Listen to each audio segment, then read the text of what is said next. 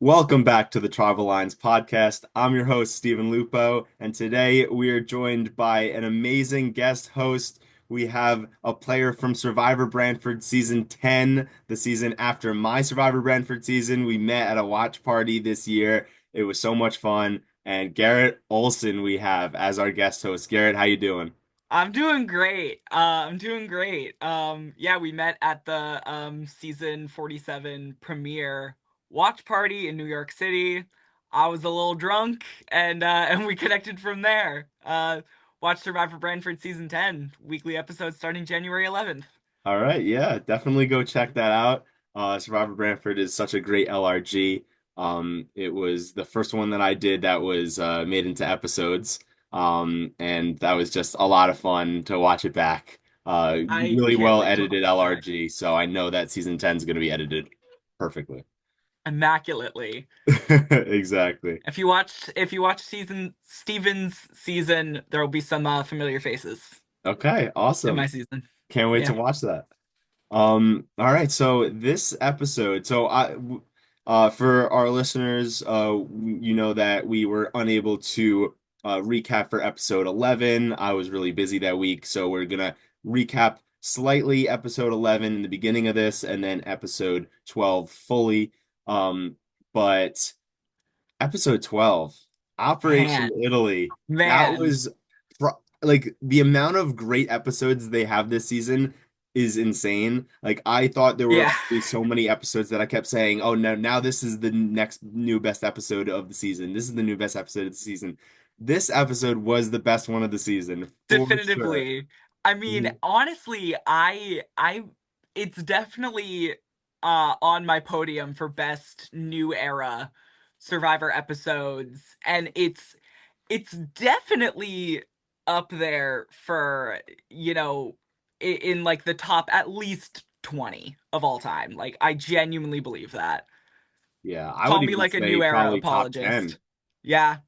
It was just incredible. It was a masterpiece, start to finish. Hmm.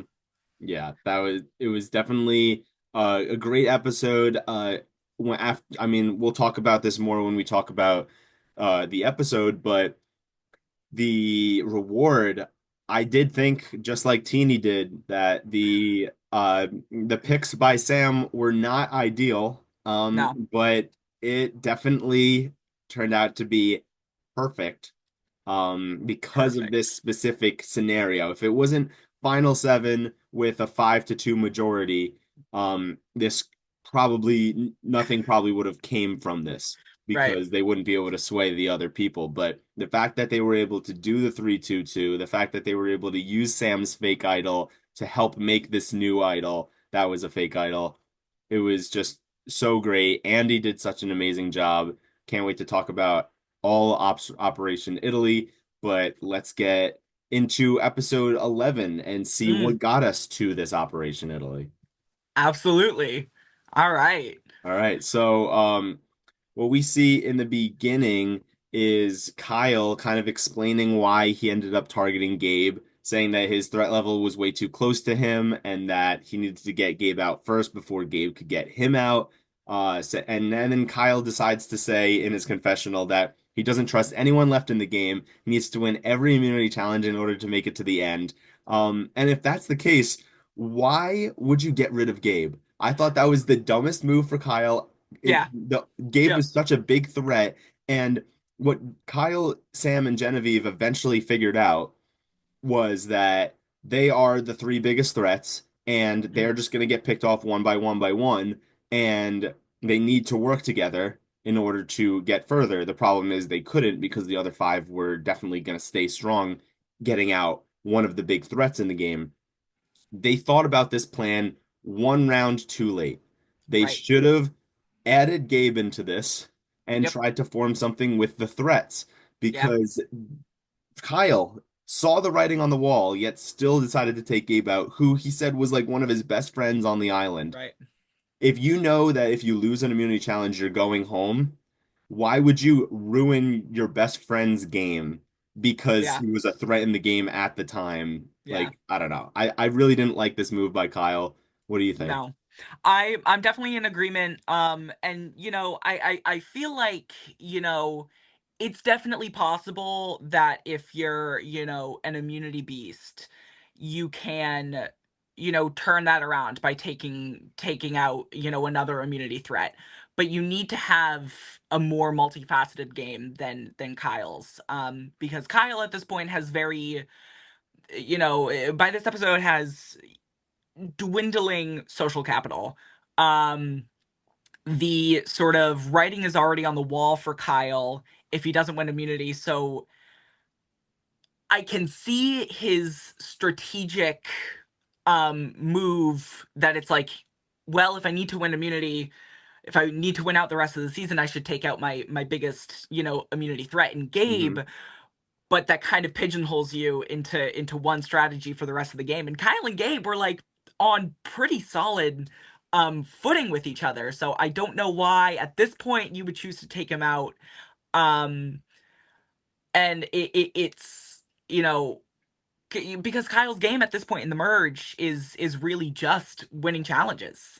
Hmm. So I can see why he might have thought that that was, an optimal move, but you've got to at least give yourself room for both challenges and strategic capability. Um, if you put all your eggs in the challenge basket, then the first time you lose a challenge, you're going to be out, and that's what happened.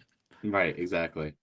Um, and so then we just after this past episode 10, when Gabe went out, we had one person who also voted for Genevieve, and that was Sue.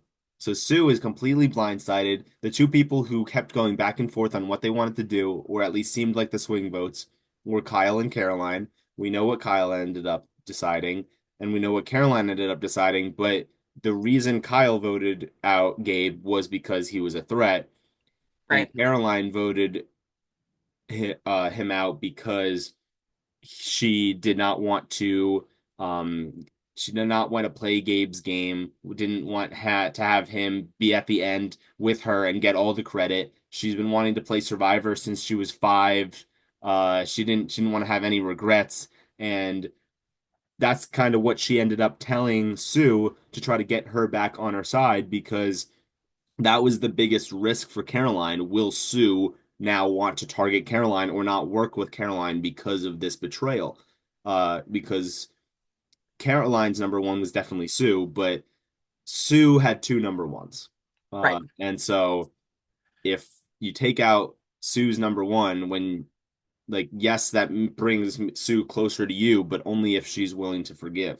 But I think it was very smart of Caroline to explain the emotional side of why she did the move, not the strategic side per se, because obviously Sue is a very emotional player. So seeing that Caroline didn't want to have any regrets, has been wanting to do play Survivor since she was 5 years old, and so I really think that that was a smart way to get Sue back on her side, and now they are still number ones and able to move forward in the game as a duo. Right, absolutely. I think Caroline the main motivation in the episode at least to take Gabe out was so that she wasn't playing his game. But I also think there's, like you said, a lot of utility in that move is like Sue has two number ones. Let's take out one of the number ones and ride with Sue. And this isn't to say that like Sue is a sheep or a goat. Because I think, while unconventional, I do think that there is a lot of merit to Sue's game, especially in the new era. But, Caroline's right that Sue is a very emotional player. So Caroline, who's very strategically minded, is going to want to have maybe an emotional player by her side. So there's one less conflict between the two if they're both very strategically minded. And also because if you're sitting next to an emotional player at Final Tribal Council, your strategy and your strategic moves are far easier to articulate than an emotional player's, Right. especially Especially when to they a wear their jury. they wear their heart on their sleeve. Like if they're at final tribal, they're not going to be like, oh, like I've been strategic this whole time. They're going to be like, no, like I played on my emotions and like made these bonds and like focus more on the bonds that they made rather Yeah. than like their strategy. So yeah, it definitely would be easier to articulate your strategic game against someone who knows they're playing an emotional game. Absolutely. Um, and I think Sue is, still playing. She's not purely just playing emotional. That's a large part of, her character out here. We did get the whole montage of her trying to kill Kyle. But I think Sue, like, whether or not she's able to articulate it at the end, has, you know, a strategic backbone in her. It's just, will she be able to articulate, especially now we're going into episode 12 without Caroline there to sort of bolster it, and bring it out a little bit. Yeah. And yeah, I guess I wouldn't consider Sue gameplay a GOAT type gameplay, Mm-mm. but I do consider her the GOAT of the season. Everyone Absolutely. everyone sees her as the GOAT of the season. Everyone wants to bring her to the end. Everyone knows she won't win. So she is the GOAT of the season for sure, but she definitely would have a chance to win if there were more GOAT-like players on the season. But when Yeah. you have a season full of so many strategists like you do this season, Sue's under the radar gameplay is never going to win a season. Right. I would actually argue, and we'll see how this changes, in the finale. But I would honestly argue, that um Andy is being perceived as more of a goat than Sue is, and has been in the goat conversation for longer than Sue. We'll have to see how that changes after Operation Italy. But do I think Andy is a true goat? Absolutely not. I think if he can get to the end, he will have a more of an uphill battle than most, especially because his gameplay has been very quiet and very, calculated throughout the season. But with Operation Italy a success, maybe his path is more clear than we thought, especially after episode 1. I was there, I had the winner pick button, We were st and we were right next to each other, standing right next to each other. We were both loved Andy, yeah. and we're so upset by what was going on. But I was so certain he was going home first, and when Yep. he wasn't, I was so excited yet so shocked because I when was like, he when "How?" he not only didn't go home but also didn't get a single vote at that Yeah, tribal yeah, council. That was great. That was incredible. that was wild. I was just watching this meltdown. I was like, "There's no way we're about to have another Jelinsky type Oh my episode gosh. one Oh boot." my gosh. But But needless to say, and we'll come back to it. I'm sure a bunch more times in this podcast, but I I am so impressed with how Andy has turned his gameplay around. But we will get to that. We will get to that. We still have a little bit more ground to cover. yeah, yeah, definitely. So we got two alliances that are trying to be formed. We have the Underdog Alliance of Andy, Teeny, Rachel, Sue, and Caroline, who formed together because they're all not perceiving each other's as the top three threats and want to form a majority to get rid of whoever would be considered the next three threats. They could include Rachel in this like threat conversation, but then they would only have four compared to the other four. And we know that Rachel doesn't really want to work with Sam and Genevieve. So it's much easier to get Rachel on their side. Plus, they all perceive Rachel as like the fourth biggest threat out of this final eight. So they get all of the underdogs per se, or the ones who have a less likely chance of winning at this point in the game, to work together. And we see that this does work out well for them for this round. Unfortunately, blind some people in the next round, uh, because we see from this game there are no alliances, there are voting blocks. And so immediately when I saw an alliance being formed, I knew that it was not going to hold up because everyone has their own agenda. They want to win this game, and they're not going to win this game if all the people have the same resume moves back to back to back. if they just have this pecking order that Teeny described, which that was crazy at Yeah. tribal council being like, we built some trust with people, and these people have decided on a pecking order, and that's that. Yeah. I mean, that was crazy. I I think that you said that there's no like real alliances in Survivor, at least anymore.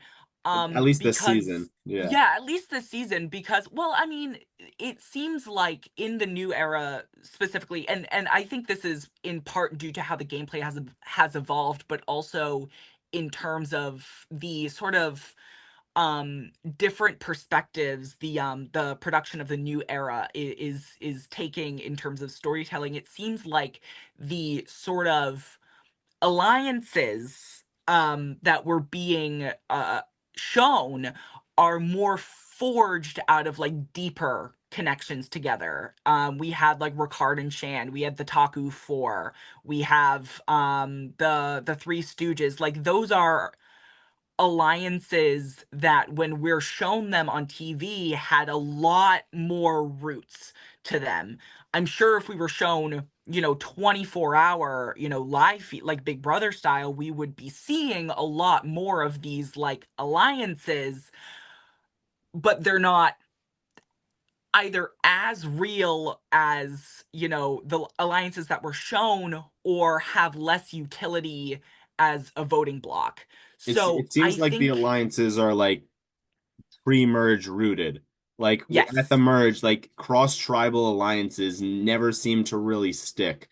It's Mhm. just if like the all the alliances that you did list off, they were all tribal alliances Right?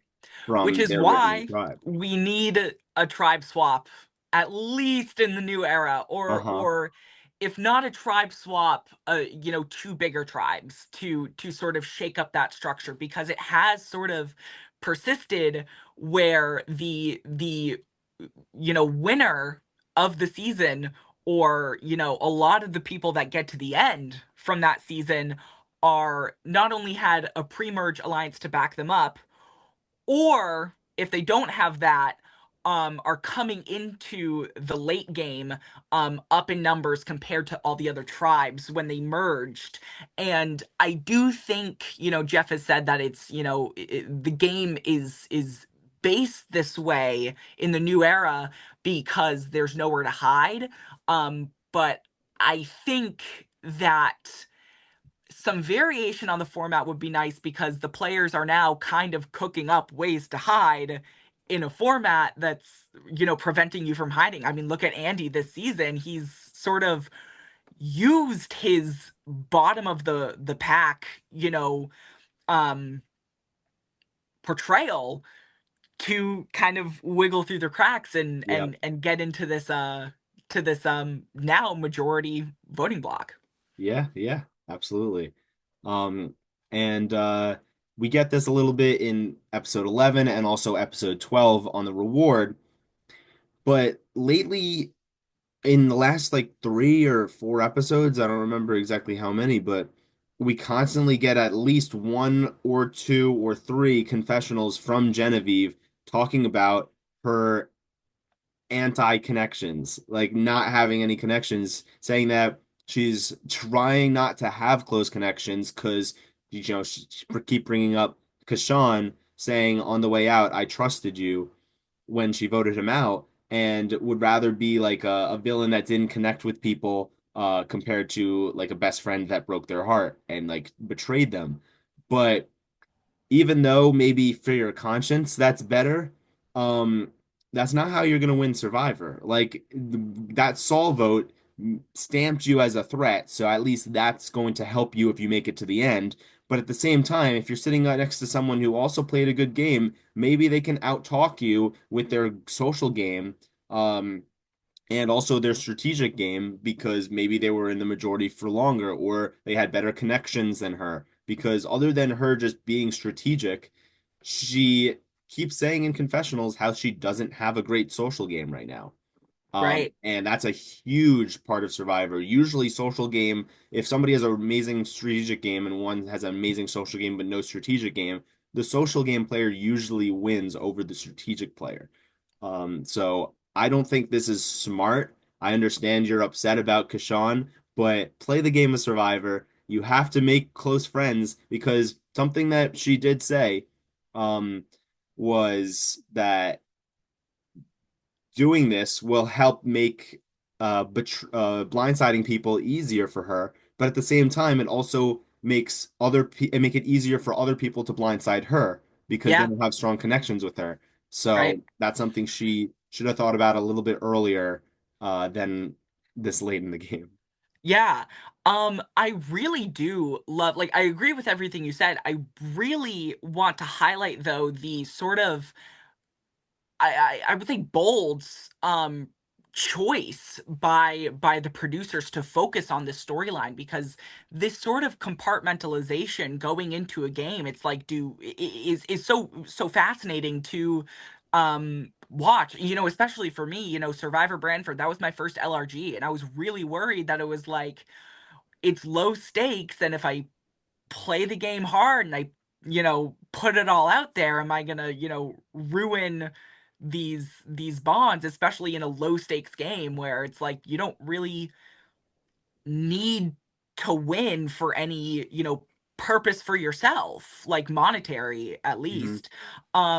And so that's just amplified in a game like Survivor, real CBS Survivor, where it's that battle, internally is really interesting, and I'm glad that this storyline is one that we're following, Hmm. maybe to Genevieve's detriment, but I don't think it's far-fetched to say that Genevieve now has stripped away her chance of winning, or at least making a good run for it, because at the same time as, like, she doesn't have any social connections.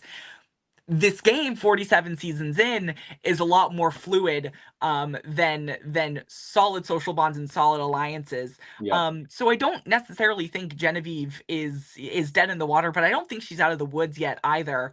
I think really all she needs is the right voting block to come around to scoop her up as a number for her best interests. And maybe they'll cut her next round, but she made it one round further. I think if Genevieve gets to Final Tribal, her sort of lack of social bonds is would be her biggest detriment.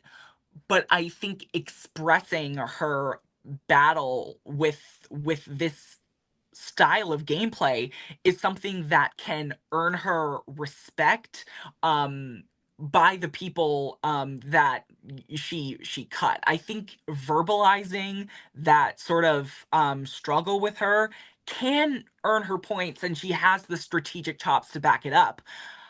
I just think it might be hard for her to get there after the premature Saul vote. Yeah, and maybe she does get there, but I don't see any situation where she wins. Not necessarily just because of her gameplay, but also because of her edit. Why are Mm, the producers every single episode editing her as someone who has made a huge mistake in the game? Why would they want to edit a winner as someone who's making mistake after mistake? Um, and constantly highlighting that mistake. I think that if Genevieve makes it to the end, it will be against a Sam or a Rachel where they will outtalk Genevieve. And I think mm, that Genevieve getting second place probably would be because of this, like the fact that she didn't like make a lot of connections. yeah, So that could be why they keep highlighting it episode after episode because it's going to be a big part of her final tribal speech where like the jury is just going to like come after her for not having any connections and they didn't want it to be a shock to the audience that they were coming at her for not doing that well, or maybe that's like most of her speech saying like she wishes she connected with people better.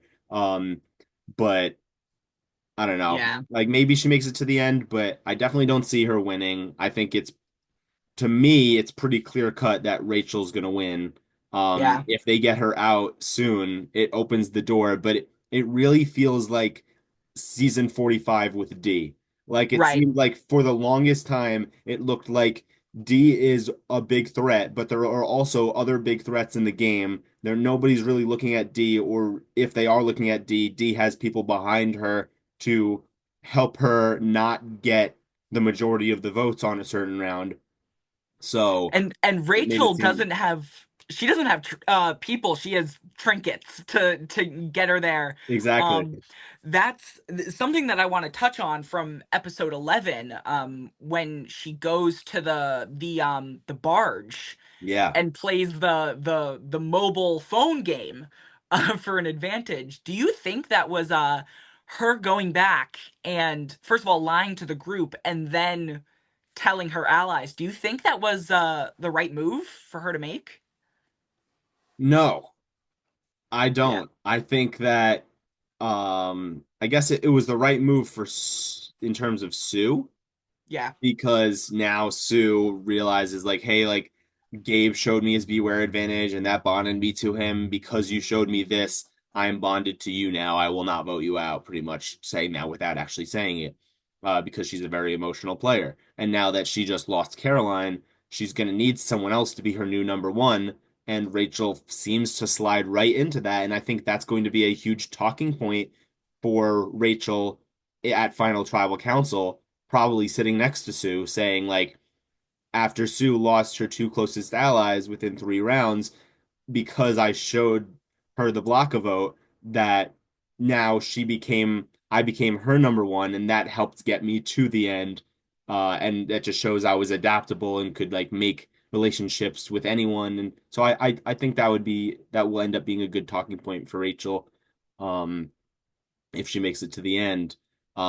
But other than telling Sue this, I think that it could backfire not only because like it kind of did without if she didn't win immunity, she was going to be targeted hardcore from this Operation Italy. Um, and a big reason why she was targeted was not only that she's a big social competitor, social threat, and also someone who's just seemed seen to be like a strategic but under the radar player. She also had a block of vote, and that was a big reason why Andy also wanted to go after her because she has an advantage, making her even more of a threat. Right. So I would argue that um telling anyone, period, um was a bad choice. mhm. Because I'm looking back at, the new era specifically, but also, in the 30s as well. True secrecy when it comes to advantages is getting rarer and rarer to come by. And in the new era advantages, beware advantage are specifically designed to sort of erase that secrecy. And if you have anything in Survivor and you have the opportunity to keep it secret, especially when Rachel's block a vote is something that can be anonymously deployed, That's also an I interesting new think twist I to it. think sharing it at all is a poor move. I don't think I think Rachel is well set up enough for it to not be like a bad move for her, but I think in a vacuum, sharing it with 5 people with 4 other people in a Right. tribe of 8, um maximizes the odds that one of those 4 people is gonna defect from the voting block. And you saw it in Operation Italy, and also in the next time on Survivor, worst kept secret on the island. So I think honestly her keeping that secret would be the best move, even if the upside is sharing it with Sue. I think the risk of finding that extra number one by sharing it with everybody, I think that risk is just too great. Mhm. And I mean, I can't fault Rachel too much for it because it's not like she's laying her entire game bare. She still does have an idol that absolutely no one knows about. Mhm. um so for Rachel, I don't know if it'll make like an amazing impact on her game. I think she's still pretty well set up to at least get to Final Four. But in a vacuum, I took a lot of issue with this move because I do not think it was correct. At the Yeah. same time, I do know that when you come back from a journey, the only response that people will unconditionally accept from you is that I won the game and I got an advantage and here's what it is. Um, if you say anything else, regardless of whether it's truthful or not, there's room for people to be like, well, what if she's lying? Uh-huh. And in Rachel's instance, where she comes back and says, I lost the game and I don't have anything. I think her strongest move was to just, double down on that story and not let anything leak because it's the risk of it leaking is just too great. And it happened in episode 12. Yeah, yeah, definitely. And Sue also doesn't have hasn't told anyone other than Caroline knowing, and now Caroline's out, so that's a Yeah. secret. Plus the block of vote telling everyone because she's gotten to this point in the game right now, it does maybe increase her threat level a little bit, Hmm. but they aren't going to target her now in order to get that block a vote out of the game because it expires final six. So she Right. needs to use it this next round. So no one's going to be targeting her because, oh, we need to get this block a vote out. They're going to be targeting her because She's this won block a two vote, if immunities. used correctly, will be yet another move on her resume, not only winning two immunities, but also playing her safety without power.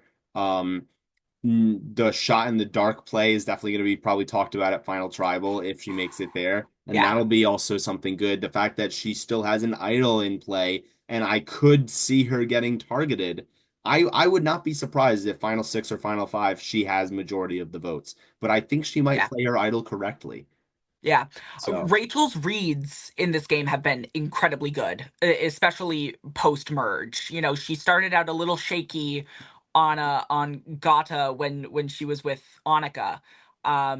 But her reads and her ability to maneuver around certain things, use like the scaffolding of the game to her advantage has been incredible. And if she gets the final tribal council, barring anything absolutely insane happening, I think she's got it locked up. yeah, yeah, me too. Um, and Andy, one of his confessionals really caught me by surprise because he's been killing it on his confessionals, really making it seem like he is playing an outstanding game. Um, and it's always been pretty positive, but they had to throw it in because it was him making it seem like he's a much better player than he actually is talking about. Um, he says how he has the best relationship with Genevieve, the best relationship with Sam, and the best relationship with Kyle. But that's completely not true. No. And No. I'll say no for all of them, actually. Yeah. Maybe Kyle, but still probably not. Yeah. So that was pretty funny Yeah. that was probably the only time I thought he was being a little too cocky. This entire Yeah. time his confessionals, people say he's being cocky. I think he's being confident and because he's able to back up every single one of his confessionals because he is always someone that someone's trying to bring into the fold and include in the majority plan. Right. Um but he doesn't have relationship good enough relationships with these people. This No. is where I think he's thinking he's a little bit too good at the game, which could, you know, I don't not necessarily backfire on him, but start going from where he was looking like a really good winner pick to now that people are starting to talk about him being someone who's everyone's just shepherding to the end and someone who is not disliked by the jury. We already see like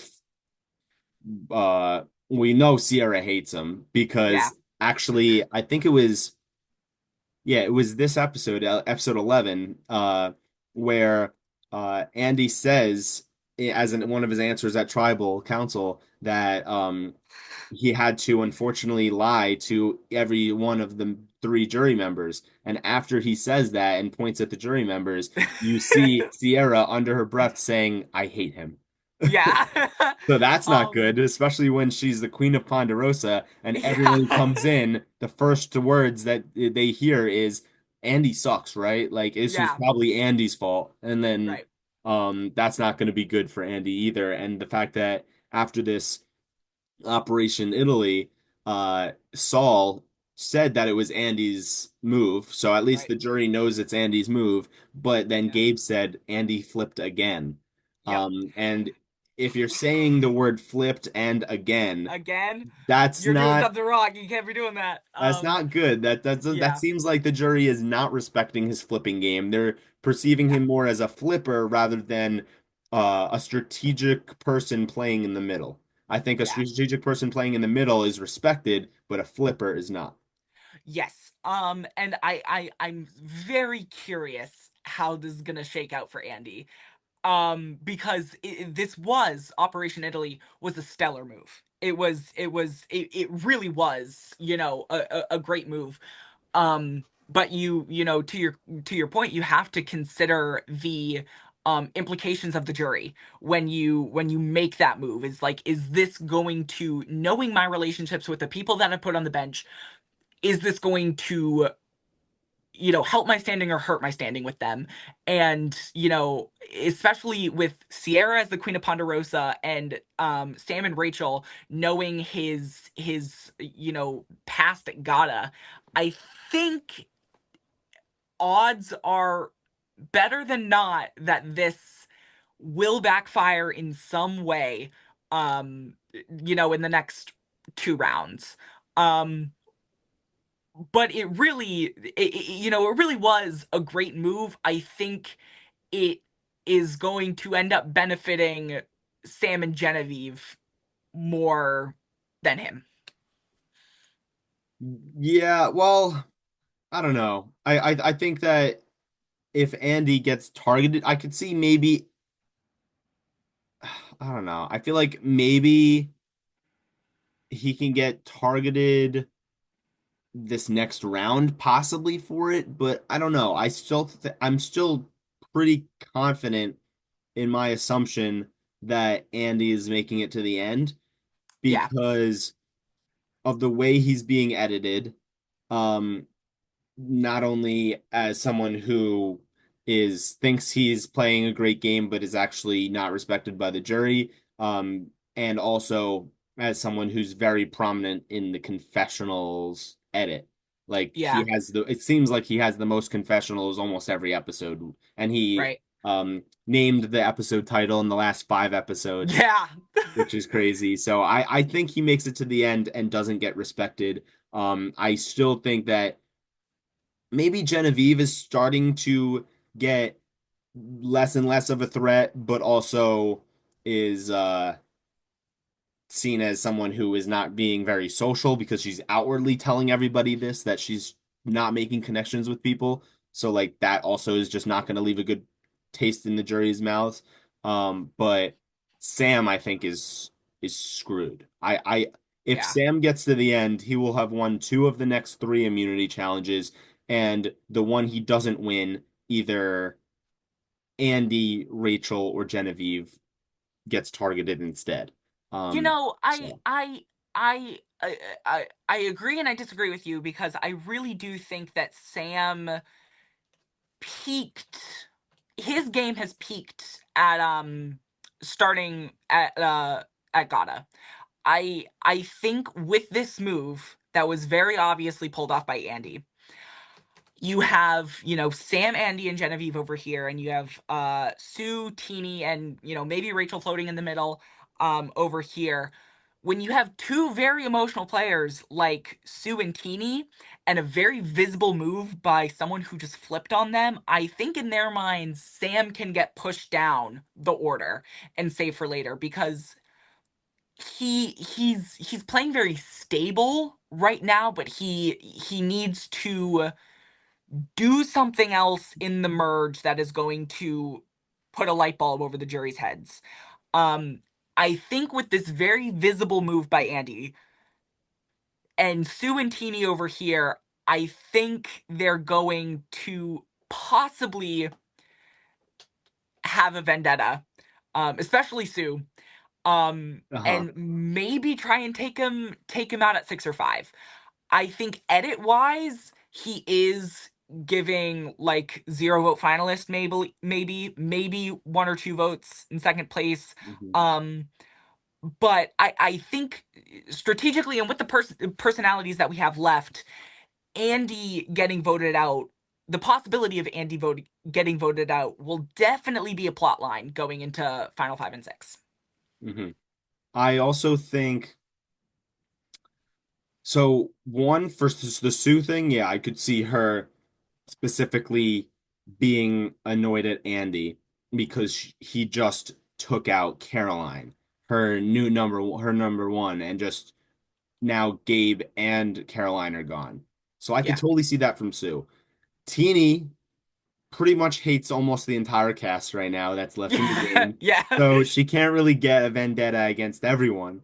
Right. So I think she might realize that Andy, even though he just pulled off a good move, is still probably not seen in the brightest light from the jury and might still want to target Genevieve and Sam. Uh, so because they were still part of this move, Right. I even think though the Andy was the one to flip. So, I think the perception though is all about threats, like visible threats versus invisible threats. We can see from the couch that Rachel is clearly the biggest threat there. We can all see that. But the people on the island, don't know everything that Rachel has up her sleeve. right, And they just witnessed a huge, game-changing move from Andy. Um, so I think it could put Andy in the forefront of their minds. Whether or not Teeny views it as pushing him above Sam in terms of threat level, or not, remains to be seen.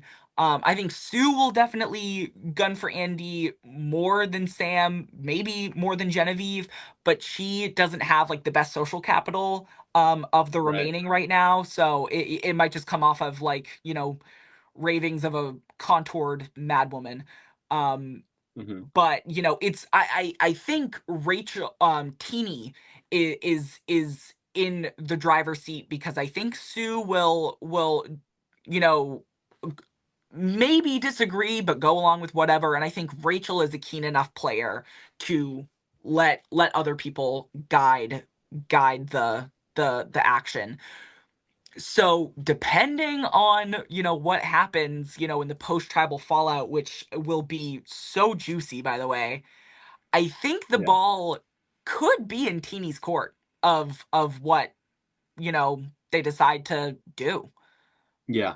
Um, for so in season Survivor 50, there's one player from season 47 that's going to be on the cast. Um, I think that based on what I think will end up happening to Andy, whether he gets second place or whether he is out at final six or final five or even final four, but he just doesn't seem like he's getting a final four edit. No, He seems like he's going to be final six, final five, or he's going to make it to the end and get either second or third. Um, but the kind of play style that is being perceived by the jury from him, he's getting edited so much better than I think anyone would have expected him to get edited. yes, So I think because the producers are editing him so well when they totally don't have to, I right. think Andy could possibly be the season 50 player from this season. Yeah, Maybe. I think that's very possible. I think the other likeliest candidate is maybe Kyle, Hmm. because he was also getting a very good edit when his game was, with all love and respect to Kyle, his game was a little, one-faceted. Hmm. And he was still getting a very, very, very good edit. I think production just, going off of past occurrences, I think production maybe likes Kyle more, but you're very right about Andy getting a phenomenal edit, and I would like to assume that maybe the edit of this season isn't informed by Survivor 50. But regardless of whether that's true or not, Andy is a huge character. And it isn't playing like a half bad strategic game to back it up. I think one of the most compelling archetypes for me to watch is someone who, the growth edit is one thing, and I think the growth edit on its face is not the most interesting. Um, but I love the archetype of a person who makes a mistake in the early days, and is being perceived, like perpetually perceived on the bottom because of that early days mistake, and is able to use that. Starting with, Kathy in season 4, how she turned it around and became a power player in the game. You saw it with Aubrey in 32, and then Marianne in 42. And Marianne is my favorite Survivor player of all time. I'm seeing that same sort of potential in Andy's edit. It's just whether or not, if he gets to Final Tribal, he can translate that into gameplay. Um but it's very compelling and dynamic for me to watch because he rode his bottom of the pack, pecking order um all the way back to back at Gata, and is still in some sense, riding that now. And I think that's incredible how he's able to maneuver through all of that Right. and sort of use that I'm at the bottom sort of appearance to his benefit. I think that's great. I think that's incredible. Yeah, for sure. So we don't need to talk much about the immunity challenge. We know that Rachel ends up winning this immunity challenge. Kyle literally only a few steps away from winning, which was Yeah, crazy. Um, I think that I feel like he should have went a little bit quicker. He could have totally beat out Rachel. Rachel was going so slow, but I understand that you're hoping that Rachel does fall and you don't want to screw yourself over. right, But yeah, and you don't also don't want to look over at Rachel and see how close, but like Jeff was announcing it constantly. So I right. think Kyle should have known to move a little quicker, but if he did, he probably would have dropped it. So Yeah, he's close, but Rachel ends up winning. I do, I do 100% see the merit in how Kyle played it, and regardless of how much of it came down to editing, regardless of like how necessarily like photo finish it was, it looked pretty photo finish. Um, I do think the right move in that challenge, I will disagree with you. I think the right move in that challenge is, if you're so close to the end and you're a couple steps behind, I think you have to match the pace of the person, at least match the pace of the person who's ahead of you, because the chances are so great when the stack is so high that something is going to happen. It's conservative gameplay, but one that has a very high upside if you're Kyle. Yeah. So I think that he made the most optimal move in that challenge.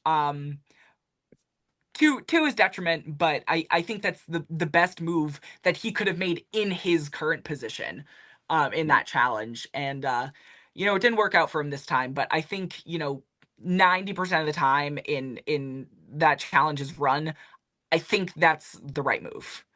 Yeah, he was kind of like seeing what Teeny was doing, like going really slow and kind of like not necessarily going really slow. He was going pretty fast because he did catch up to Rachel, but he still didn't want to go too fast to where he didn't have control. Because let's say you go a little quicker and you're able to beat out Rachel, like the chances you actually are without it dropping with that high of a stack is kind of slim. So yeah, I understand going slower. Plus, he didn't know truly how close Rachel was, I think. Right. I think it's easier for us to see while we're looking at the cameras, but Yeah. I nonetheless, Rachel ends up winning. yeah, I think the other point is none of us ever know until we get there how precarious those stacks can be when that high. And so I think part of it is also maybe Kyle not wanting to push his own luck by going faster. Just taking Rachel out of the equation, Kyle doesn't isn't going to necessarily know at what the top speed is, and if he tries to find it he could put himself in jeopardy there too. I think going slow is the way to go, but I am curious. I'm gonna have to watch this challenge back because I am curious who was next to him. Because I think in this challenge specifically, your placement in just lane wise is going to inform your speed because you can really only focus on your one stack and maybe see the speed of the people in your periphery. Right, So right. I'm curious how the people maybe on either side of him set his own tempo. I'm really curious about that. Yeah, I wonder. Yeah, I'm not 100% sure. I don't remember, but I know that Rachel was two away from him, but not directly next to him. Yeah. Um, So after the immunity challenge, we kind of see what the vote's coming down to, probably Genevieve or Kyle. Um, Andy and Rachel are the ones that want Genevieve out. And Andy is trying to explain the mathematics behind it, that there's a 6.25% chance that Kyle wins all four of the remaining immunity challenges because in the four challenges where he played the entire field and went against everyone individually on the cast, he won two of the four. So that puts him at a 50% chance, a coin flip pretty much. But the Right. thing is, in reality, he had good thinking for like not having a calculator, Yeah. but it's definitely higher than a 6.25% chance that he'll win all of them. But also depending on the type of challenge, because the type of Right. challenge could be not suited to Kyle's strengths, Yeah. um, or if they are all suited to Kyle's strengths, that makes it now easier for him to win all of them because as you get closer to the end, there's less and less people that you have to compete against. So it is higher than 6.25%, but I do love the math that he did. I don't think it's very far off from 6%. I could see Right. it being like 10 to 15% chance. So it's still very low. I do think that it was worth the risk. I 100% agree with Rachel and Andy. I think that they should have taken out Genevieve, and they should have kept Kyle in the game. I don't think he's winning all of them. And even No. if he does, like he said when at Tribal Council, yes, he's amazing at the physical game, but his social game and strategic game is not as good as everyone else. Even though he is a nice guy, did he truly have good enough social relationships that helped him get to the end? And did he have enough strategic uh, moves? He did not have. He had a terrible strategic game, and his social game was not. Average. It was average. Average. It was average. He didn't really have any alliances, and Right. plus, immediately, if he did not win all four of those challenges, um, that he would have coming up if he survived this, um, he would probably be voted out. So, like, do you Yeah. really want to vote for someone who only got to the end because they won seven challenges? I Right. mean, I guess seven challenges. I mean, you got to give it to the guy. Yeah, I mean, But like, if he started winning like now and like right. then won like five in a row or something, or like four out of the last five or something, then I understand maybe him not winning. But yeah, Yeah. I think strategically probably would have been better to get Genevieve out because it's more likely that Genevieve could finagle her way to the end than Kyle win his way to the end. Yeah, that's I absolutely agree with you. I it was funny because I watched Survivor with my dad. And I said the same thing during the commercial break before. I mean, not the 6.2 whatever percent, but I said like if it's between Kyle and Genevieve, and you're scared to get Kyle out because he's winning all these challenges. Like, again, what are the odds that he's gonna win every single one? Um, and if he doesn't win, he's not a very dynamic player who's gonna be able to, finagle his way out of it. Genevieve made a move at the final 10 when she was and then she was on death's door and without winning immunity was able to finagle her way out of that twice. Right. So she's a far more Three dynamic times player. now. Yeah. So I absolutely agree with Andy and Rachel there. I think Kyle is a challenge threat, but he's not a survivor threat, you know? And out of the five-person alliance, those were the only two that were pushing hard for that. The other three, Teeny, Sue, and Caroline, all really wanted Kyle out. And when three of the five in the alliance want one thing, they're probably going to compromise with majority. So Yes. when going into tribal council, unless something crazy happened that they tried to fake us out with the edit, it seemed pretty locked in that Kyle was going to be the vote. Kyle ended up being the vote, but it was a 6-1 vote. Teeny received a vote. I thought Yeah. that was crazy. It was That just was Kyle great. because he knew he was going home, so he was like, "Let's just throw a vote on Teeny." Yeah. But yeah, I Yeah, thought that that was was interesting. that was you know I agree that it's like going into tribal council. It seemed very cut and dry at this point. It kind of wasn't like an amazingly interesting tribal. Love Kyle's, parting words. I think it was very sweet, especially in a season with a lot of, bitterness upon exit. Um, all this to say, is Kyle an amazing Survivor player? No, but does he seem like a great person? Absolutely. He is, dude. I got to meet him at the Chicago watch party for Gabe's Incredible. boot episode. I met actually the entirety of the final 10 except for Sue.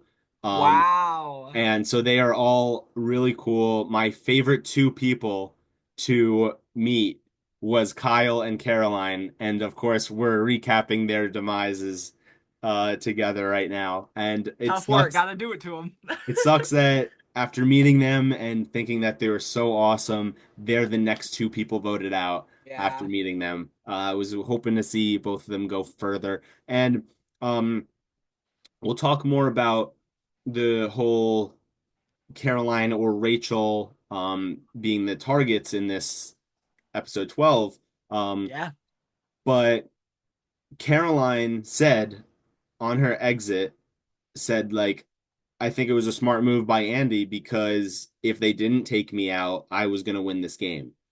Yeah. And some people are saying in like Instagram comments and whatnot that like, Caroline, I don't know about that. You definitely would have lost. Like, I don't know what game you're thinking you played. Um, it if Rach Rachel, I think, is going to win, but Rachel and Caroline were in both very similar positions in the game where they weren't outwardly so obviously perceived as a threat, but they Right. did have respect by the players in the game. And that's Right. huge because if you can get all of the big threats out and then you're the one respected the most at the end, you're probably going to win. Yeah. And they targeted Caroline because she was one part of a duo, which that would have been a great talking point that she was able to make it super far with a duo. And Yeah. she's also perceived as the brains behind that duo. So Yeah. if you're perceived as the brains behind a duo, you're already being seen as a threat. And Right. she was, let's say Rachel gets out in this Operation Italy and doesn't win that immunity. I think Caroline wins the game. I do agree. Caroline, to your point, Caroline and Rachel were set up, in pretty similar positions. Both of them are very quiet, very calculated players.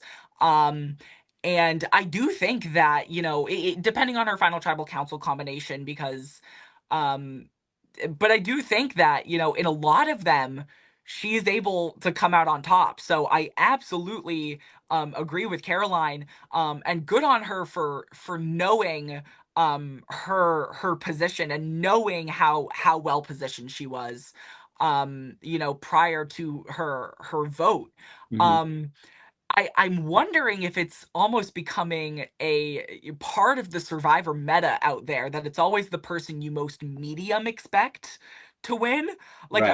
I'm really curious because, outwardly on the face of it, I don't think and obviously Caroline was the secondary target of Operation Italy. Um but I'm curious, aside from, the duo stuff, I'm sure there are a lot of other reasons that they brainstormed, Oh, for a sure. lot of other targets and reasons for them. I'm really curious to see what to hear possibly the full uncut conversation of how they decided on Caroline as the secondary target, because I think Rachel is a great primary one, but Caroline is not, is playing similarly, but is playing quieter and Right. It was kind wasn't of as between well Caroline or connected Teeny. to. Yeah, Caroline was not as well connected to Sam, Andy, or Genevieve. So I'm curious how they were able to pin the neon red I dot think it on her was just forehead. because they also perceive Teeny as an emotional player and someone who has been blindsided on multiple occasions. And I don't think they perceive Teeny as a threat. They don't Right, perceive Teeny as a goat, but they don't perceive Teeny as a person who actually has a great chance to win the game. She right. she's in a lot of conversations, she's in a lot of strategic conversations, but these conversations are end up just being bullshit because she keeps getting blindsided. Right. But And in those yeah, strategic conversations, she's regardless of whether or not they're bullshit, um Teeny's just a number in that plan. right. But you know, Teeny and Caroline were both playing, very quiet games, or not very, outwardly obvious games. Right, yeah. So if it just comes down to we need to get a strategist out versus an emotional player, I mean that makes a lot of sense. But you know Teeny, Sue, they could have been cooking some quiet strategy. um I guess I'm just really curious to see, like, if there were any, if the pinball hit any bumpers before it landed on Caroline. Yeah. And in episode 12, we see a lot of things in the beginning parts of the episode, but not too many of them super important. Something I definitely wanted to touch on. And we have a lot of different things to talk about regarding Teeny and the way she Molto acted in this bene. episode. Yeah. But this beginning with Genevieve and Teeny talking on the beach, Genevieve trying to pitch Rachel as someone to get out. Teeny asks Genevieve, if I was at the end with Rachel, would you vote for me or would you vote for Rachel? She says she'd vote for Rachel. And Teeny gets so upset. Like, Yeah. Genevieve, like, how dare you not respect my game? How dare you threaten me, saying that Rachel would Yeah. win if we brought if and we'd be stupid to bring her to the end. And like that's a threat. Like, you don't respect me. Like, no, she never said that. She said Yeah. that Rachel's the biggest threat in her opinion. And she said that because she's the biggest threat, she would vote for the biggest threat in the end. Yeah. And she doesn't not respect your game. She just respects Rachel's game the most out of everyone in the cast. So I think Teeny took it a little bit out of proportion, and I think Teeny is playing so emotional to the point where like she can't understand that if she tries to um agree with other like people who have betrayed her in the past and just make them seem like she's still on their side, maybe she'll be included in more plans. But if the people that she wants out, she's just completely like against working with them and keeps getting mad at them for bringing things up.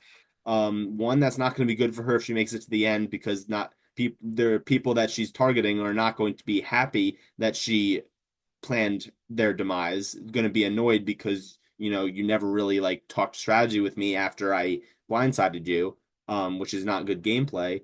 Or um, she will just get to the end and not have much in the game because she wasn't able to get agency because she was leaving these people who blindsided her on the outs. Right. So Yeah, and but I mean, to Teeny's credit, I'm not saying that the Teeny and Genevieve's conversation was brilliant, because it wasn't. But I want to make a distinction this season, especially now in this season, of between emotional players. Because the emotional players that we have left in the game, I think are a certain kind of emotional player. Being an emotional player is not inherently a bad thing. Being attuned to emotions out there is not a bad thing. I think in some respects it can give you a lot of clarity strategically. Where Teeny and Sue seem to be faltering is that they are emotional and then they are rigid players. They cannot set aside or utilize their emotions strategically or in a game of strategy. I'm gonna go back to Marianne because I love Marianne. Marianne was able to weaponize her emotions, or and in the early days, responded to her tribe mates disdain for maybe her emotional outbursts or whatever. She was able to use those in the game to inform her strategy. And it seems like Teeny and Sue are emotional and strategically rigid when confronted with their emotions. And But because Teeny and Sue are the high profile emotional players of the season, and they're playing strategically poor games, I feel like emotional players, as an umbrella, are getting a lot of flack, which I think is unwarranted, because emotional players are, they make for good television, and some of the best players are emotional players. It's just how you use your, emotional intelligence out there. And it doesn't seem like Teeny and Sue, and again, I could be wrong because again, I'm armchair quarterbacking, but it doesn't seem like Teeny and Sue are using their emotions to for good for the good of Survivor. They're Hmm. just kind of riding it out and just Yeah. holding grudges. So we get to this reward challenge, um, and it's Italian food. We got pillow, mattress to sleep on overnight, and loved one letters. This seems like the best reward of the season. And we get Sam winning this challenge, and he picks Andy first and then Genevieve, where I thought it was a dumb move, not to necessarily bring Andy, but I think a Mhm. dumb move to bring Genevieve, um, Yes. because Genevieve could be someone that could be back at camp, seeing what people are talking about, and also it gives Sam then another person that he could possibly swing over to his side to vote with Genevieve to make a four-person majority. Um, because he wasn't thinking about this 3-2-2 vote split plan, Right. Andy was. Right. So I thought it was going to backfire a little bit, but the only pro to it that I thought was if you didn't pick Genevieve, now Genevieve's back at camp with people who are pissed that Sam didn't pick them, and now Genevieve can use that against Sam and be like, yeah, like I can't believe Sam didn't pick you guys, like let's vote Sam out, and that could have sealed the deal for Sam. Um, Yeah. so I do I think mean, looking back on it, it ended up being not only a great move because of Operation Italy, but also a great move in terms of if it was going to be Sam or Genevieve, it was probably going to be so clearly Sam if he left Genevieve alone with Teeny. yeah, I mean, like, again, the best move on rewards is to not pick the people, especially this late in the game, is to not pick the people that you know or are almost certain you have in your pocket.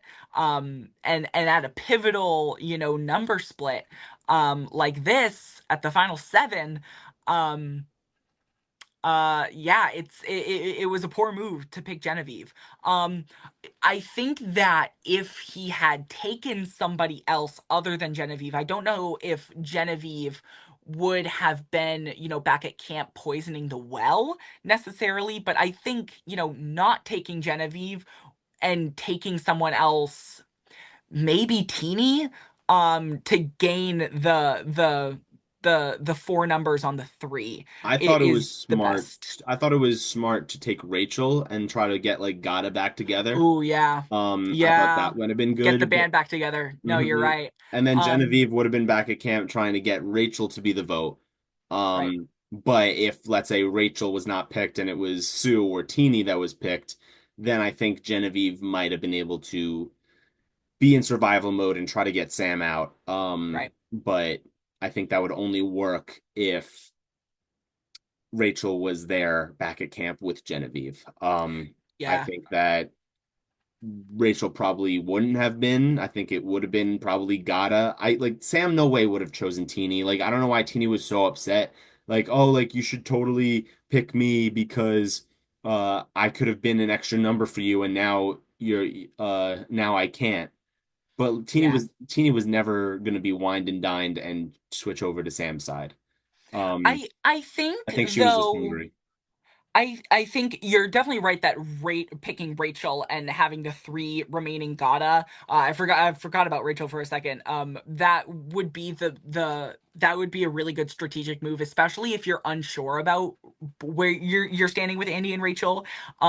The edit is making it seem like, and again, the edit might have been priming us for Operation Italy.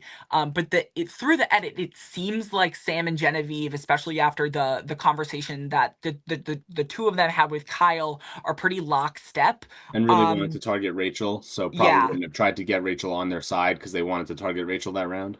right.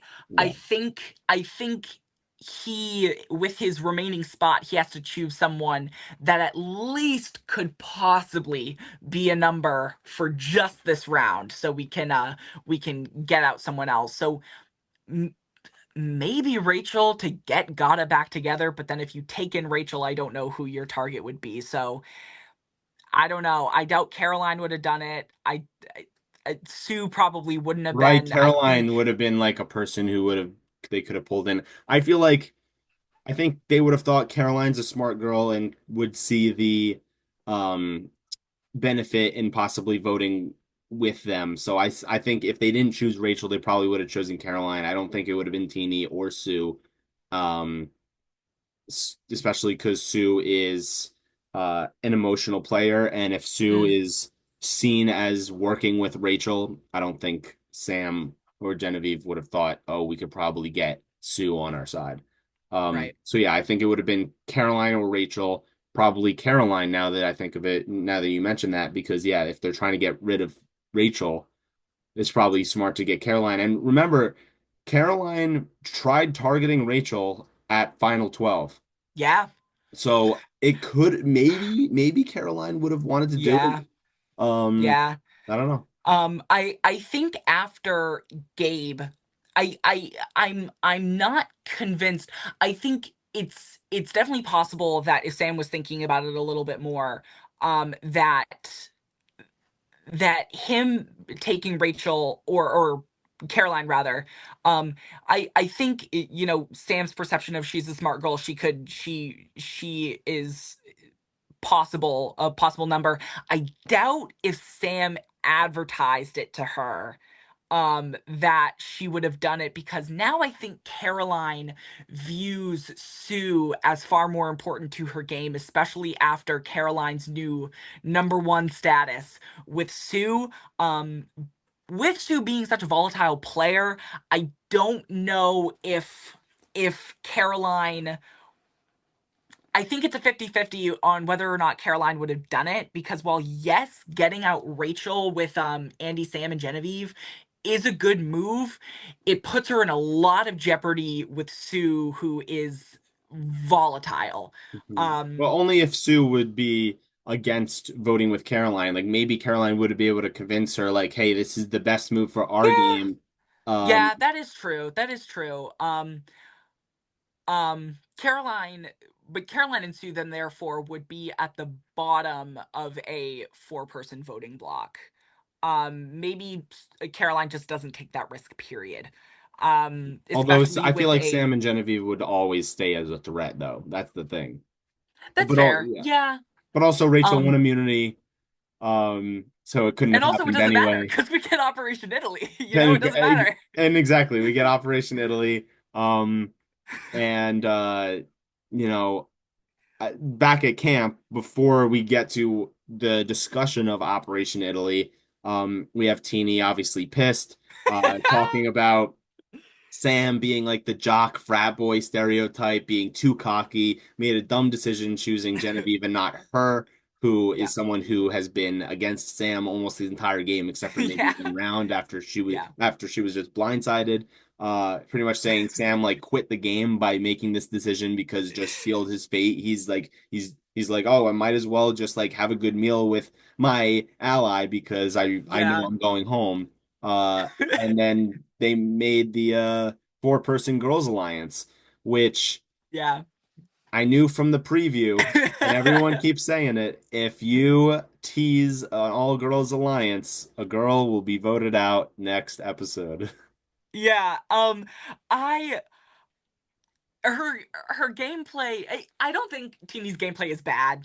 Um but regardless, I love Teeny as a personality. I Me follow Teeny too, on me social too. media. I think they are hilarious, and I just want to like highlight something that they tweeted. I want to find it. It was something along the lines of, "Oh, it was phew, thank God I took that minute so I didn't say anything I would regret."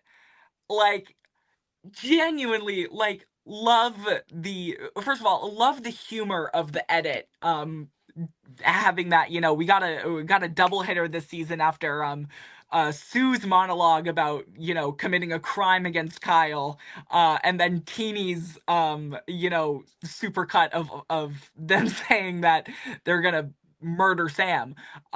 Like, I think I just love the humor of that moment, and then I also love the self-aware humor of the post survivor clarity on social media.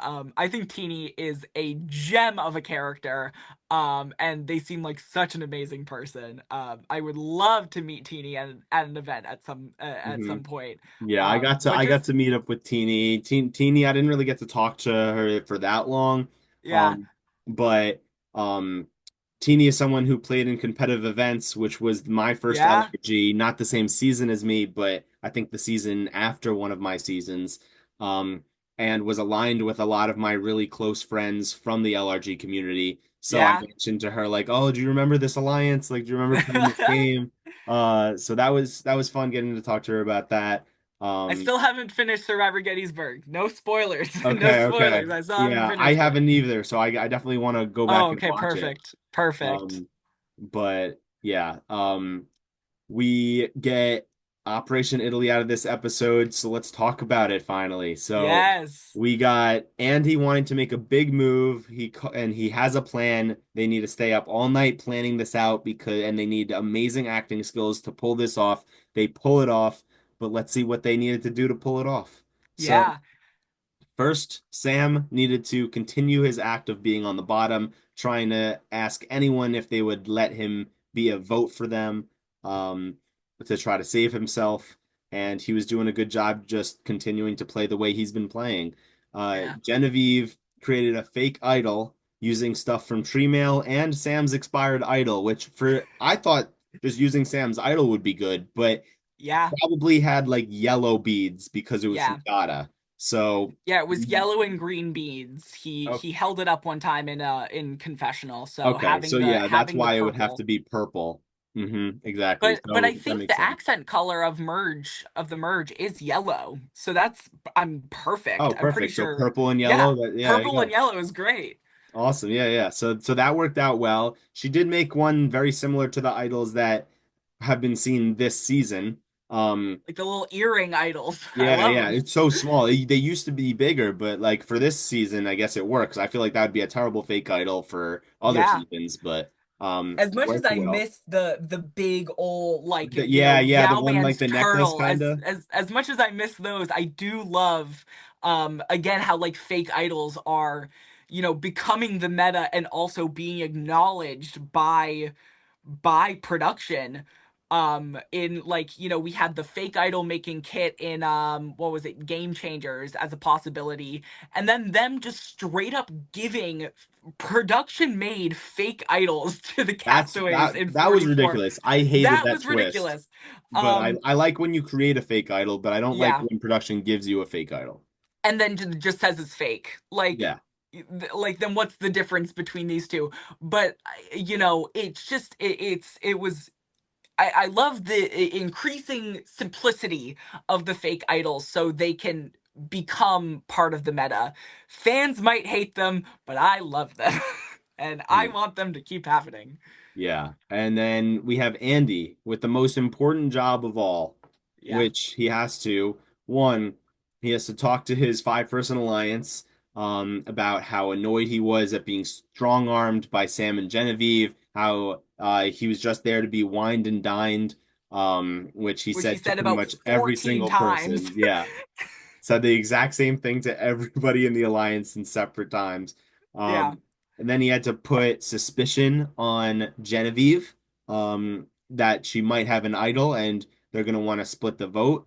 And use this suspicion to make them split the vote and put the votes primarily on Genevieve so that Genevieve would, no matter what, go home either with an idol in her pocket, or if she plays the idol, now the idol is out of the game and they don't have to worry about that for the next round and can easily get Sam out on the revote.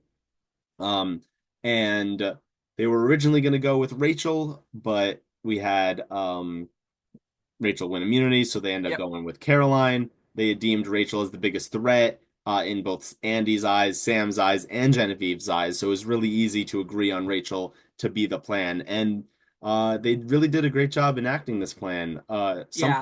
Something that I thought was really cool watching this episode is in a Survivor game I played this summer, I actually was the Andy in this scenario at Final Seven in a 5-2 Let's go. majority, and I tried to enact the plan of Operation Italy, Operation Italy. where I knew that one of the two people on the bottom had an idol. I tried getting everyone in my majority to split the vote, have me be in the majority vote so I can easily flip my vote and try to get it to be a 3-2-2 vote.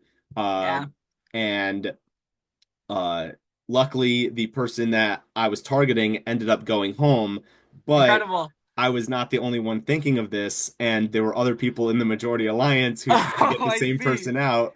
So instead of it being a 3-2-2, it was just majority on this person. Right. They were all trying to use the two people on the bottom to make a big move for themselves. So instead Right. of it being just my big move, it was multiple people making a similar move as me. But Which it was which really goes to cool. show, like, it goes to show just how difficult pulling off a 3-2-2 vote is, without having an extra vote to put your thumb on the scale. Mhm. This is easily a podium move in the new era, and even for modern Survivor. I Mhm. thought I really I again, I'm going to talk about how much I love Marianne, but Marianne's move to take Omer out was great, but it was marginally easier because she had that extra vote to tip the scales a little bit. Um but this move was insanely intricate and elaborate. And I'm just so impressed with, first of all, the storytelling in the editing, making it extremely clear what each step of the plan was. Yep. But also just the level of gameplay here, not just from Andy, but from Sam and Genevieve, an amazing bit of acting. We're following up Rachel's, shot in the dark at what, like, final 11? 12? I don't remember. Following Final up 11, yeah. final 11. Mhm. Following up Rachel's shot in the dark at Tribal, we have the theatrics of the fake idol to add legitimacy to Andy's narrative. I think it's again, people using the scaffolding of the show to their strategic benefit is incredible. The last time like anything like this, in my opinion of this, using production to get ahead, using the whatever was Nick Wilson, boo, in David and Goliath playing the fake idol on himself to gauge reactions. Like I think that was this cast is just playing incredibly. Like it's incredible to watch. Yeah. And so we get to this immunity challenge, and I was so happy to see this challenge because I have a mini version of this at my house that No way. I've played this so many times. I I have mastered it. Everyone who goes against me seems to lose if we go head to head because I have two of them. Um, Amazing. and it's so much fun to play, but it does have a little bit of a learning curve in the very beginning trying to get the right touch. So I understand why a lot of people struggled with this challenge, but it's a really easy challenge if you just know how to, once the ball hits the board, you want to make the ball just barely roll onto the board, and then you want to try to keep the board as level as possible and just slowly move it back and forth. I think Sam was going a little too quick and rolling the ball a little too hard, so it was harder to, keep the ball Maneuver. up because it's rolling so quick off the board. But Rachel was doing a good job doing exactly what I would have done, which is slowly getting it onto the board and then trying to keep the board level. And that's why Rachel blew everyone out and was, I think, the only person to even land a ball. Yeah. So, And you're gonna have to teach me how to do this for when I get on the island because I think I saw this challenge and I was like, I would suck at this. Um, I said the same thing when the classic when they have the like the plate and they have to. I would be so bad at that. So you're gonna have to teach me the ways before I get on. all right, sounds Because good. I would be helpless here. I also have a mini version of Samotion, which is really cool. No way. Oh A my 3D God. 3D version of it. That's incredible. After like five, because it's marbles instead of like Yeah, big like whatever, like balls. pool balls or whatever. Yeah. Um, it's like you use marbles for it. And so like I can go up to maybe five marbles, and once five marbles are in there, No they way. they start getting stuck. So because it's Oh, like 3D printed, so like I I can't see, like I truly see, see what's going on because it'll get I stuck and see. mess up my whole strategy. But But it's fun like getting if to the five. game breaks at 5, then theoretically you could go up to 9. That just in you got Right, there in right, your right. head. Exactly. Right.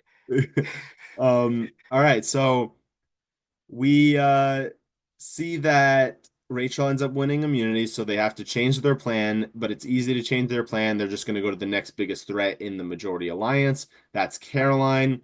And we see Sue is considering playing the idol for Caroline, um, Yeah. which I think would have been nuts, and that would have been Yeah. such a cool addition to the tribal council, but definitely I think this worked out the best for the episode. I think Right. after all of this planning and for it to actually get enacted and then an idol to be played, and now the majority is just bonded even more and more Right. majority, Yeah. that would have been bad for the future episodes. This makes it for such an unpredictable and intense two finales. Um, Yeah. but something that I actually saw in an exit interview that Caroline did was that Caroline accidentally caused her demise because she was the one pushing heavily for the split vote, and she was the one pushing heavily for Sue not to play the idol on her. So Interesting. she actually told Sue No before way. Tribal, "Don't play the idol Huh. on me. I think I'm good." And then Huh. she was trying to get Andy on her side by doing the split vote. Interesting. She knew that once the big threats are gone, she needs numbers to keep herself in and make it to the Huh. end. And so she wanted to make sure that Andy seemed like a player who wanted to make a big move. So she was like, I know it's going to be either Genevieve or Sam going home, so I don't care who goes first. I'm gonna, whatever Andy says first, I'm going to agree with and constantly reassure him that it's his move and that he's so Huh. smart for coming up with this plan, like she did. He was like, and oh, Andy, Incredible. like, yes, like split vote, and then we put them all on Genevieve, like majority on Genevieve. That's so smart. Let's do that, Andy. Yes. And like trying to get him to like really think it's his move and be like, wow, Caroline like really was behind me that move. Like I feel bonded with her more now. Like let me work like bring her to the end. Wow. So she was trying to do this for Andy to help her game, but it actually ended up completely backfiring on her because they were targeting Caroline with this split vote plan.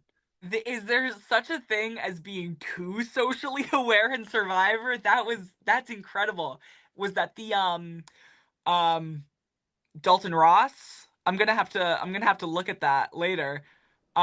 'Cause that's incredible. Hmm. So a hypothetical, one of the last things we talk about here, a hypothetical, if Sue does play the idol on Caroline, Hmm. do you think if Sue gets to the end, regardless of who's there, do you think that that's a move that she could tout on her resume if she read the room correctly and saved her ally, Caroline? I don't think she will, if that was the case and she made it to the end, I don't think she would explain it as a strategic move. I think she'll explain it more as an emotional move that helped her strategically. I think she would have talked about how she had just lost Gabe. She didn't want to lose Caroline. It would have backfired on her game and it would have been hard to win after that. So she wanted to make sure that no matter what, Caroline was safe because I didn't want to Mm-hmm. lose her because that would backfire on my game. I think that's how she would word it, and she would not say, "Oh, like I had a feeling Andy was going to flip, so I played Yeah. it for Caroline to make a big move against Genevieve or Sam and not let Andy get this move." I don't think she would have said that because Yeah. I don't think she really knew. I think she was Right. just gonna play it to play it because she didn't think she was like, "Oh, I only have like three more rounds to use it. Like, might as well save Caroline so that I don't get blindsided again like I was with Gabe." Yeah, that's interesting. You brought an interesting perspective there of her communicating it hypothetically as an act of self-preservation, Hmm. of saying I didn't want this to happen again to me, regardless of whether or not it was a strategically sound move. That's a really good point, and I hadn't considered that. I was gonna lean towards no, like regardless of whether she, tried to play it off as a move, I don't think it's a move That would win her the game. that would Yeah. no, it definitely wouldn't win her the game, but I also don't Right. think it's a move that holds much strategic water at all Right. Right. in a final tribal council setting. Yeah. Yeah. I agree. So Rachel was also considering using her block of vote. Also, something that Caroline made sure didn't happen. Caroline told Rachel, "Do not use your block of vote. Let's use this at final six when we need Yeah, it." Um, and so this would have ended up not letting Operation Italy work if she right. did do that. Yeah, But Rachel also wanted to put all of the votes on Sam because Genevieve thinks it's her. She's going to play her idol for herself so they can just get Sam out easy peasy. yeah, Um, but also Rachel had immunity, so that would I understand Rachel wanting to do that. But if you, for the people who are in the majority who don't have immunity, especially Caroline, who knew that she was going to be the other vote, like she felt more confident that the five was going to stick together than confident in Genevieve for sure playing the idol for herself. right. Um, so that's ultimately why, in addition to wanting to do whatever Andy wanted, Caroline wanted to split the vote because it's too risky when she's the other name, having putting all of the votes on one person. Um, Yeah. The only thing that could have made this episode any better is the creation of Operation Italy and then some advantages getting in the way. That I mean, that would have been, less satisfying for the viewer, incredible chaos that I know I would have enjoyed. Yeah. And something I was really, really surprised about, and the fact that it worked is is beyond me, but Right. the Genevieve showing Teeny her idol. Yeah. Teeny hates you. Betrayed her. You had this talk with her on the beach about how she was pissed at you for not respecting her game and for threatening her. Right. And you're like, oh, like let me trust her by telling her I have an idol. Like you never tell anyone you have an idol unless it's someone who you're really close with. And she was only really close with Sam. So like the fact that Right. you're telling Teeny like, "Hey, I have an idol, put all the votes on me, I'll be fine." Why would Teeny be like, "Okay, perfect. Like let's get rid of someone in my alliance and save you who just betrayed me." Right. Um I so don't this think should have been alarm bells for Teeny saying like, "Oh, this is probably fake," or saying like, "Oh, there's something going on," because yeah. Genevieve would not just tell Teeny she has an idol. I don't know. I think it's not the worst move to flash the fake idol to Teeny. It's not an amazing one, but I don't think it's a bad move and should necessarily signal anything to Teeny. Because we were saying earlier, like in the new era, especially like the um original tribe connections are often the strongest. Um, and you know we've seen original tribal connections break and then come back together this season. We saw it with Andy and Sam and Andy and Rachel. Um, so I think Teeny could view Genevieve flashing their idol as like an olive branch, as an act of trust, out of trying to rebuild that relationship, whether or not Teeny acts on it or whatever. um but I don't think Genevieve flashing an idol to Teeny necessarily needs to put alarm bells into Teeny that it's fake. I It's think I think there's just another way to play it. I think it's not just showing the idol. I think it's the combination of showing the idol and the way she worded it. Mm, Showing the idol and saying, "Keep the votes on me, I'll be safe." that's true. Why Yeah. would you just say that? Why wouldn't you say like, "Hey, I have an idol, do you want to make a move with me?" Yeah. That might That's be that's better. fair. Yeah. Yeah, no, you're right. I forgot about the like, all eyes on me. Um because Genevieve I don't remember, did Genevieve give her a name instead of herself? Well, And maybe not like as a pitch per se, but right, uh Caroline knew that she was going to receive two votes. right. Um, Okay. so like Sam, I think it was Sam or Genevieve. I don't remember who it was, but one of them was outwardly said to someone, I think Rachel maybe in the majority alliance, that I'm going to vote for Caroline. And then then Rachel, I think, told Caroline that.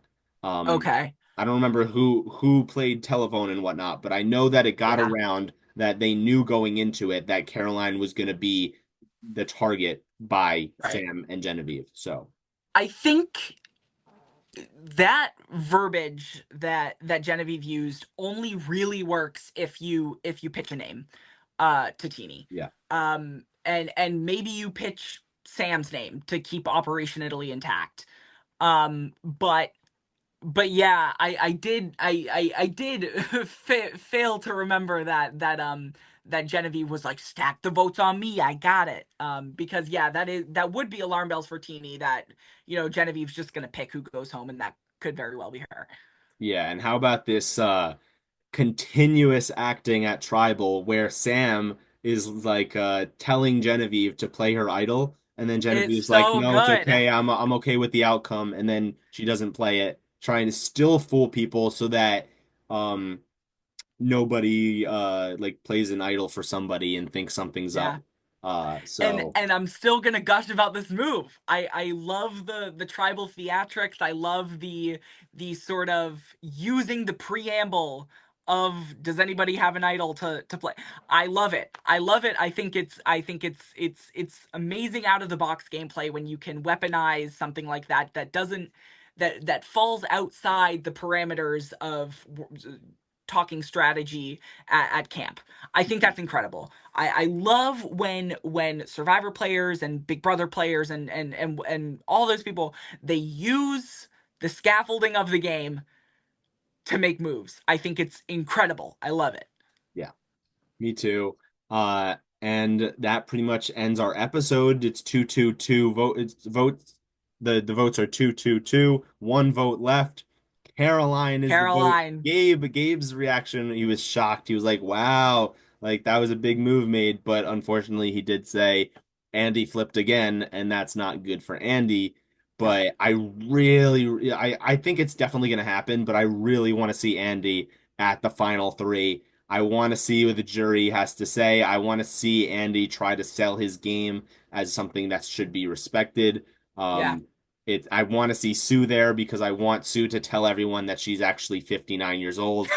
That is It needs hilarious. to be preserved on camera because if she doesn't do that, if she doesn't get to final three, we know what's gonna happen at Ponderosa, and I need that on camera. I need It's nobody to gonna be be it's shocked. gonna be like right before she gets voted out. Like as she gets voted out, she's gonna be like, by the way, guys, like I'm 59, or yeah, or it's gonna be one of like Sammy saying that he's actually 17.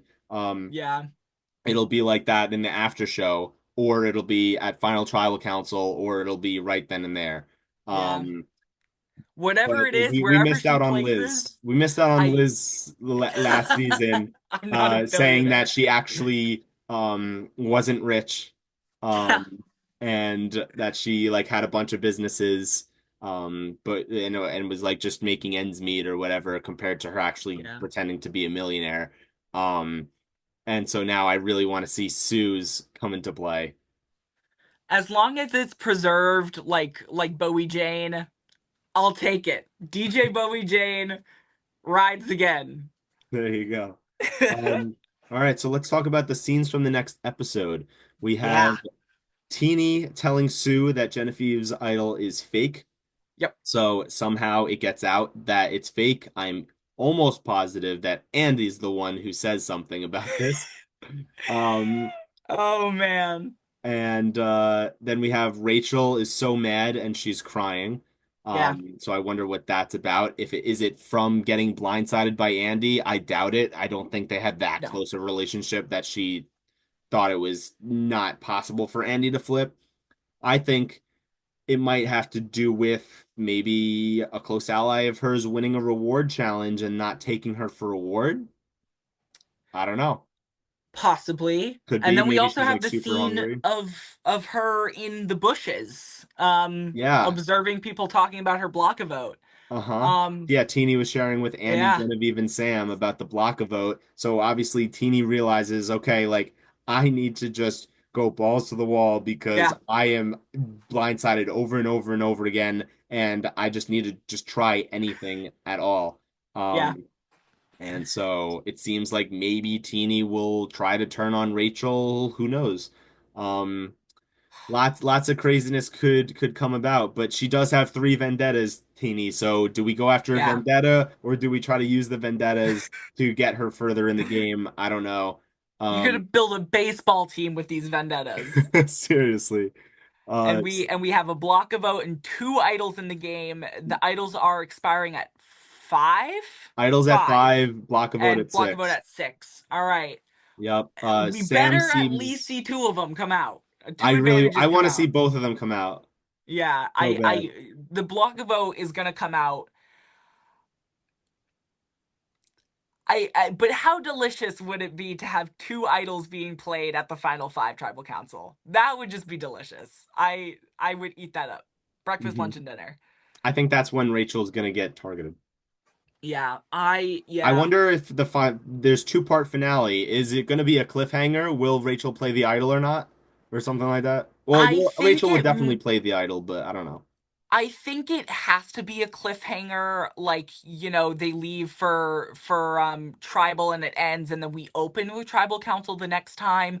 I don't think it can end cleanly after a round because then it's not really a finale, it's just another episode. So Yeah, it I think we'll has to, definitely get some yeah. of Final Five, but do we get the full vote? I wonder. Yeah, yeah, because it's very clearly CBS wants us to know it's a two-part finale.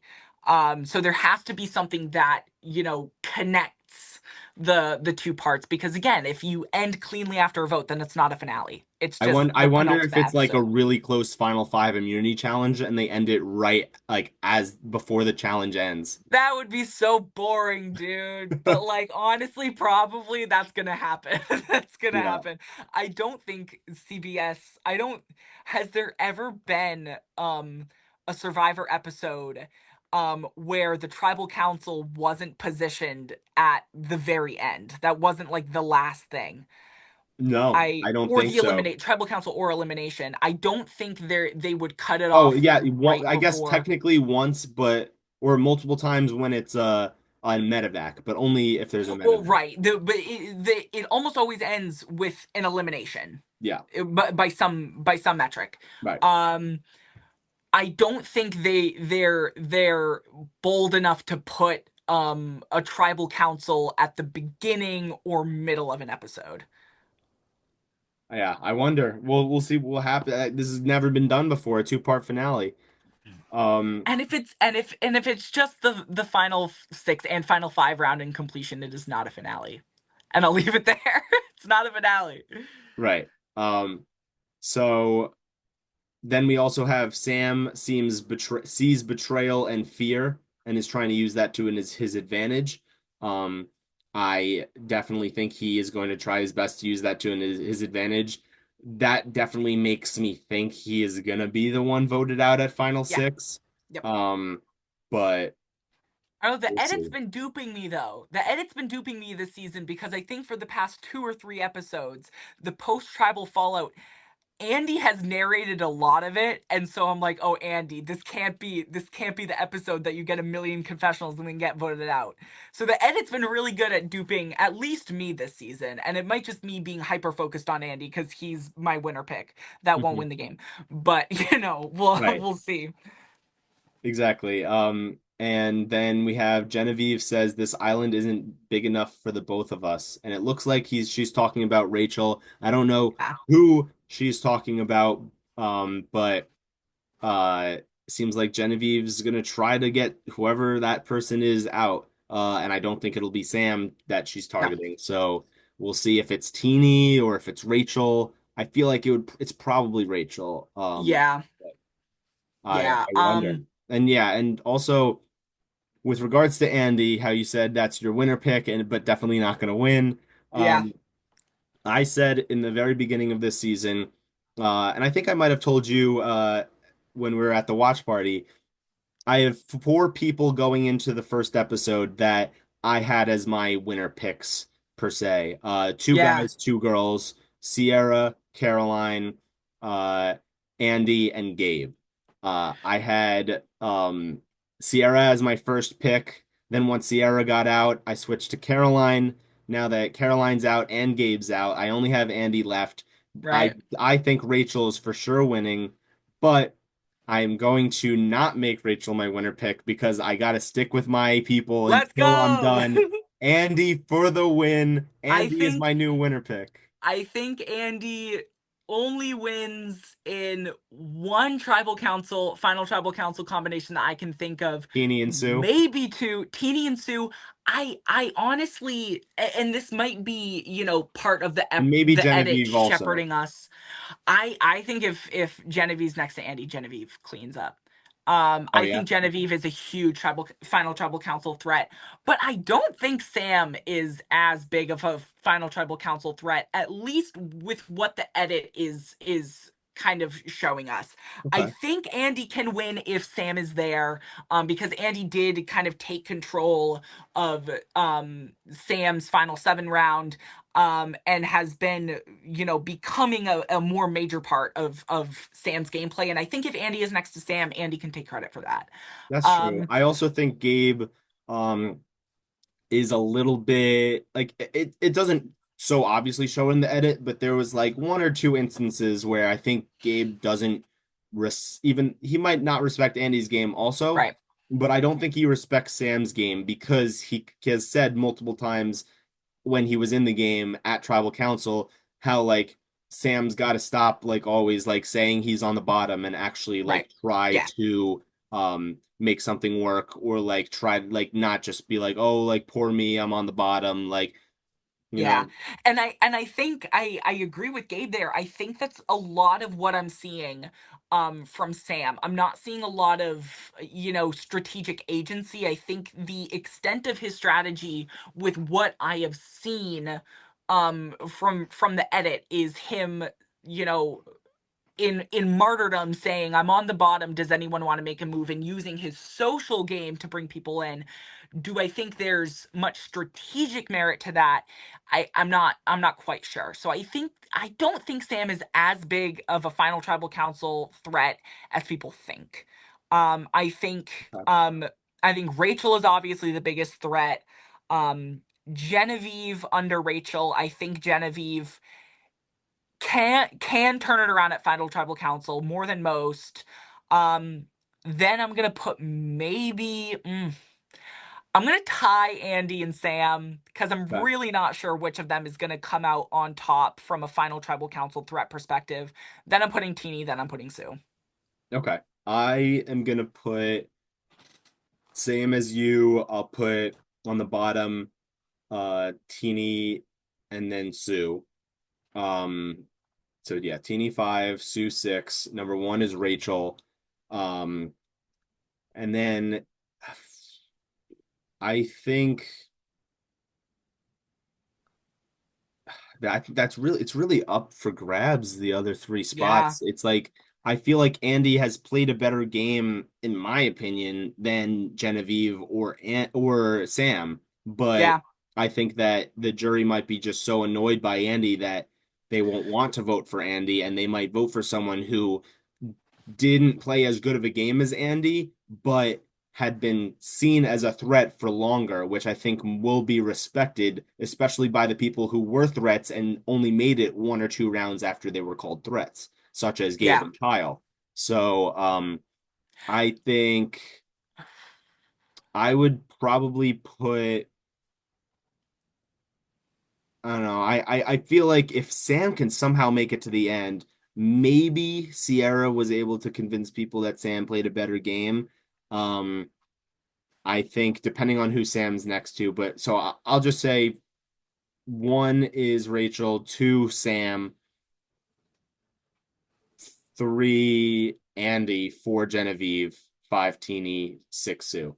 Yeah, I don't I feel like based on the edit, I don't think they're respecting Genevieve's game enough. So if she makes it to the end, I don't see her winning the game. yeah.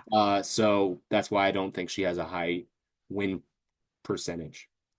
But it doesn't matter though, because Rachel's winning. But So it doesn't Rachel, matter. So it if doesn't matter. if Rachel doesn't win, I'm going to be absolutely shocked. This edit didn't make any sense. If And Rachel it doesn't win, makes it's no because sense she that lost Sam and fire Genevieve making. made it to the end. If Rachel doesn't win, her edit's going to be analogous to Jesse, where it's a huge edit, and he's the clear front runner. Yep. The only reason Rachel loses, I think, at this point, is if she loses fire making. Which, you know what, her with her edit, stranger things have happened. Yeah. I think Andy's, you know pitfall is him not being able to communicate his win to the jury. A lot like Romeo in 42. Played a good game on paper. Eh, Just, well, I mean, his game did really tank at the merge. But just wasn't even able to communicate any of it. right. Yeah. Period. And I think that's gonna be Andy's hurdle, is like he might be able to communicate it. I just don't think the jury perception of him is very strong. I think Genevieve's jury perception is better. I think the jury still has some respect for Genevieve. They might just have question marks about it. Yeah. Okay. I totally see that. Who do you think is going to be the final six boot? Final six boot. Something is telling me that it's gonna be Teeny.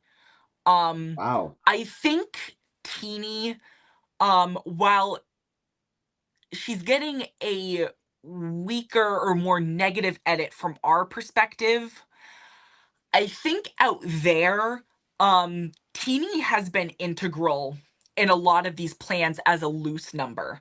Hmm. She's not really on anyone's bad side. She's not on, like, I mean, apart from maybe Genevieve, but everybody sees Teeny as a possible number if it comes down to it.